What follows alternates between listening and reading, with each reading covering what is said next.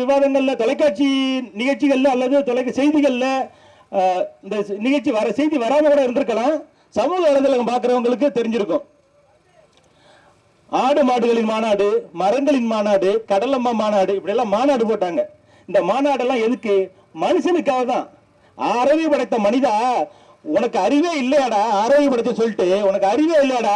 ஆடு மாடு எல்லாம் மனுஷன் வாழ முடியாது. நீ இல்லைன்னா இந்த ஆடு மாடு வாழ்ந்துரும், இந்த பறவைகள் வந்து வாழ்ந்துரும், இந்த மரங்கள் வாழ்ந்துரும். ஆனா இந்த மரங்கள் இல்லாம மனிதா நீ வாழ முடியாது அப்படிங்கிறத மனிதனுக்கு உணர்த்துவதற்காகவே மரங்களின் மாநாடு, ஆடு மாடுகளின் மாநாடு சீமானம் போட்டாங்க.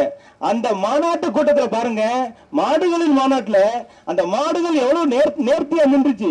நீங்க அதை ரொம்ப பார்க்கணும். அதனால சீமானன் வழிநடத்தல அந்த மாடுகள் எவ்வளவு சிறப்பா இருந்தது. அதே நீங்க பாருங்க.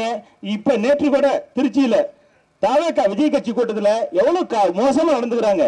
ஒரு 5 அறிவு அளித்த மாடுகளுக்கு உள்ள அறிவு அது கூட இந்த மனிதர்களுக்கு இல்லாம போச்சு. இது ரொம்ப ஒரு வருத்தமான ஒண்ணு. என்ன விஜய்னு ஒரு ஆள் வந்ததுனால இவ்வளவு தற்கொலைகள் நம்ம நாட்டில் இருக்கிறாங்கிறத தெரிஞ்சுக்கிறோம். இது ஒண்ணுதாங்க அதுல பிரயோஜனம். மற்றபடி அதுல எந்த வித இதுவும் பின்பற்ற வேண்டிய நல்ல செயல்கள் எதுவுமே இல்லை. அதே போல மாற்றத்திற்கான மக்களின் மாநாடு போட்டாங்க. மிகப்பெரிய மாநாடு, தமிழ் தேசிய எழுச்சி மாநாடு. தமிழ் தேசியத்துல ஒரு பெரிய திருப்பு முனையான மாநாடு. எவ்வளவு ஒரு நேர்த்தியா இருந்தது. இந்த இடத்துல சீமான் போட்ட பல மாநாடுகள் வெளியில பேசப்படாம இருந்துச்சு. ஆனா இந்த ஒப்பீடுன்னு சொல்றோம்ல, கம்பேரிசன், தாவேகா மாநாட்டுக்கும் நாம் தமிழ் மாநாட்டுக்கும் போட்டது பிறகு அப்பா நிறைய பேர் மனச்சாட்சியா ஒத்துக்கிட்டாங்க. எவ்வளவு ஒரு நேர்த்தியா இந்த மாநாட்டை நடத்துறாங்க நாம் தமிழ் பிள்ளைகள். ரொம்ப நேர்த்தியா, யாரும் வந்து ஒரு சத்தம் போட போகிற இல்லாம, எந்த நாற்காலி உடையாம, அத்தனை நாற்காலி, எது பல லட்சம் நாற்காலி வந்த இடத்துல, பல லட்சம் பேர் கொண்ட இடத்துல ஒரு நாற்காலி உடஞ்சிருச்சுங்கிற பிரச்சனை இல்லாம அவ்வளவு நேர்த்தியா கடந்து அந்த மாநாட்டை சந்திச்சுட்டு ரொம்ப போனாங்க. ரொம்ப மன நிறைவுற்றாங்க. அந்த மாநாட்டின் தாக்கம் அதன் மாநாடு முடிந்த பிறகு 1 மாசத்துக்கு இருந்தது. ஒரு மாநாடே இப்படி நான் நடத்த முடியும் அப்படின்னா அவங்க கட்சி கையில ஆட்சியை கொடுத்தா எப்படி இருக்கும் நீங்க புரிஞ்சுக்கங்க. இதுதான் ரொம்ப முக்கியமானது. ஏன்னா ஒரு வங்கிக்கு போறோம். நீங்களே நினைச்சு பாருங்க. உதாரணமா ஒரு வங்கி போறோம், ஏசி அறை உண்ட வங்கி அப்படி வச்சுக்கோமே. அங்க உள்ள போவோம், அப்படியே எல்லாம் நிசப்தமா இருக்காங்க. ஒரு 10 பேர் பணியாளர் வேலை பார்க்கறாங்க. ஒரு 25 பேர் வந்து பயனாளிகள், வங்கி நுகர்வோர் அங்க உள்ள இருக்கிறாங்க. எந்த பேச்சும் இல்லை அப்படின்னா அந்த இடத்துல நம்ம போய் சத்தம் போட நமக்கு தோணுமா? ரொம்ப கஷ்டமா இருக்கும்ல. நம்ம பேச மாட்டோம்ல. அமைதியா இருந்தாலும் அமைதியா அது ஒத்துழைப்பு நிற்கும்ல. அது போல இந்த ஆட்சி வந்து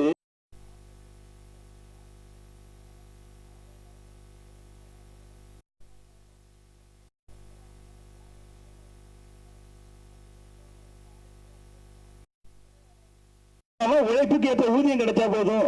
வழியில சாலையில ஒரு 1000 ரூபாய் கிடைச்சதுன்னா கூட இன்னைக்கு நிலைமைக்கு யாருக்கும் தெரியாம இந்த காசை எடுத்துட்டு போயிடணுங்கிற சிந்தனை நம்ம மனசுல இன்னைக்கு உள்ள சூழ்நிலை. நாம் தமிழ் கட்சி ஆட்சியா இருந்ததுன்னா யார் போட்ட காசோ, யார் கையில இந்த காசோ கிடக்குது, பாவம் யாருக்கு உழைச்ச உழைப்போ அப்படிங்கிற சிந்தனை. இதுதாங்க முக்கியம். இந்த மாற்றத்தை நம்ம கொண்டு வரணும்.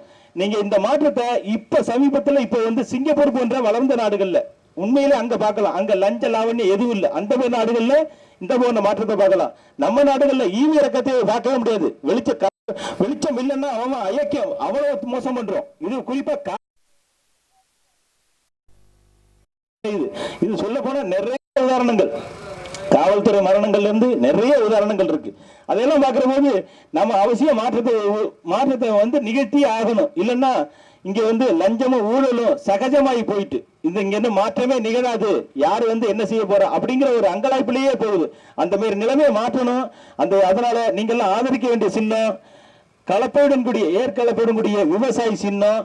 தம்பி இடும்பவனம் கார்த்தி சிறந்த ஒரு வேட்பாளர். நீங்க தொலைக்காட்சி விவாதங்களை கவனிங்க. அவரோட பேச்சுக்கள் இப்ப அடுத்து எனக்கு பின்னால நிறைய பேச இருக்கிறாரு. அந்த பேச்சை கவனிங்க. எவ்வளவு ஒரு சிறப்பான ஒரு பேச்சு, ஒரு அரசியல் தெளிவு, ஒரு கருத்தியல் விவாதம், இதெல்லாம் கொண்ட ஒரு வேட்பாளரை நம்ம கைவிட்ட கூடாது. நமது சென்னா பேதார் தெய்வ மொழி புலவர் திருவள்ளுவர் அன்றே சொன்னார். யாருக்காக சொன்னார்? நமக்காக தான் சொன்னார். இதை மக்கள் புரிஞ்சுக்கணும்.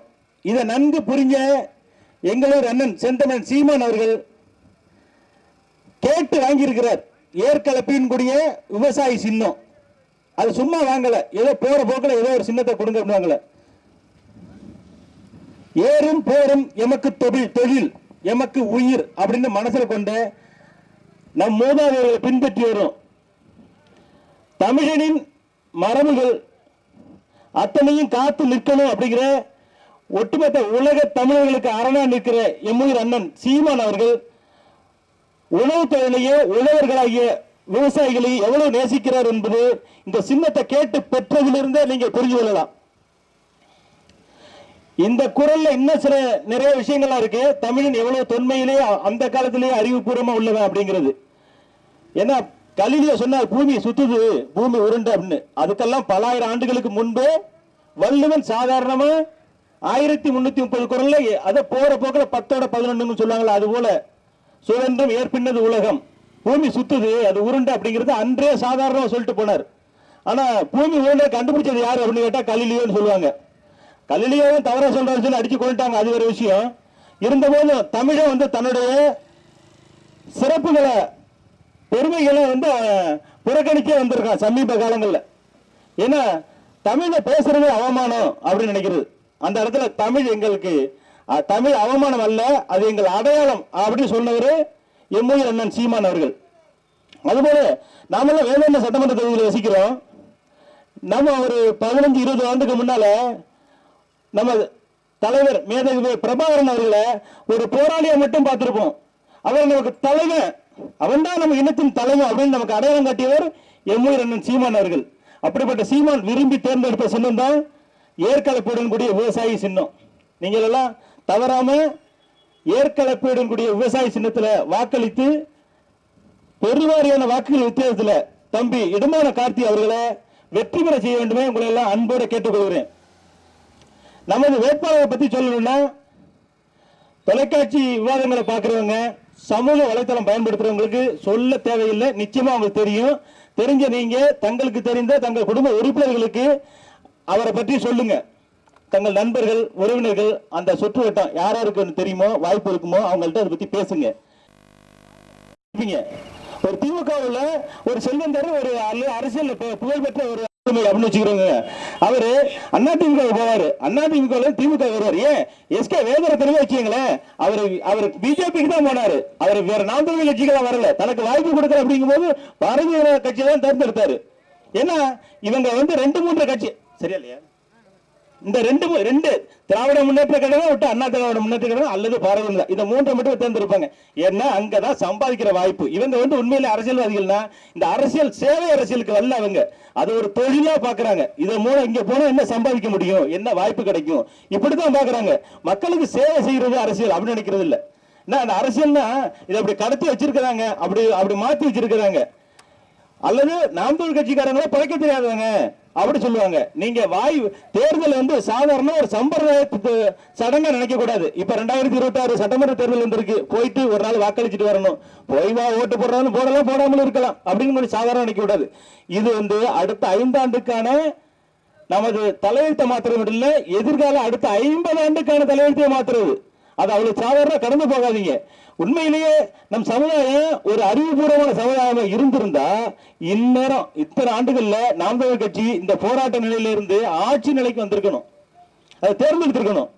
அதை கண்டிப்பா நம்ம மக்கள் தவற விட்டுட்டாங்கன்னு சொல்லுகிறேன். ஏன்னா தேர்தல உண்மையும் நேர்மையா சந்திக்கிற ஒரே கட்சி நாம் தமிழர் கட்சி மட்டும்தான். இது இந்த இடத்துல இல்ல, எந்த இடத்துலயும் அங்க சொல்ல முடியும். மற்ற கட்சிகள் தேர்தல் சந்திக்குது, நீங்க வேணா சொல்லுங்க, நீங்களே உங்க மனசாட்சி சொல்லிட்டு பாருங்க. திமுகவோ அண்ணா திமுகவோ வாக்குக்கு பணம் கொடுக்காம 500 ரூபாய் கொடுப்பாங்களா, குவார்டர் கொடுப்பாங்களா, கொடுப்பாங்களா? அதே இங்க திமுக ஓட்டு கேட்டு போறாங்க, அப்படியே அண்ணா திமுக ஓட்டு கேட்டு போகும் அவங்க. இன்னும் சொல்ல போனா சில பேர் என்ன செய்வாங்க, நான் அப்போல இருந்தே பரம்பரை திமுக, நான் பரம்பரை அண்ணா திமுக. என்னங்க உங்க பரம்பரை? 3 முறை முதலமைச்சர் ஓபிஎஸ் அண்ணன் திமுக கூட்டாருங்க. இதுக்கு யாரும் எதிர்பார்த்திருப்போமா? 3 முறை முதலமைச்சர் அந்த ஓபிஎஸ் ஐயா, எனக்கு இந்த அரசியல் பொருந்தி வரல, நான் பேசாம வீட்டுல கிடந்திருந்தா மனுஷங்க கேவலம் அற்ப காசுக்காக போய் திமுக சேர்ந்து நிக்கிறாரு.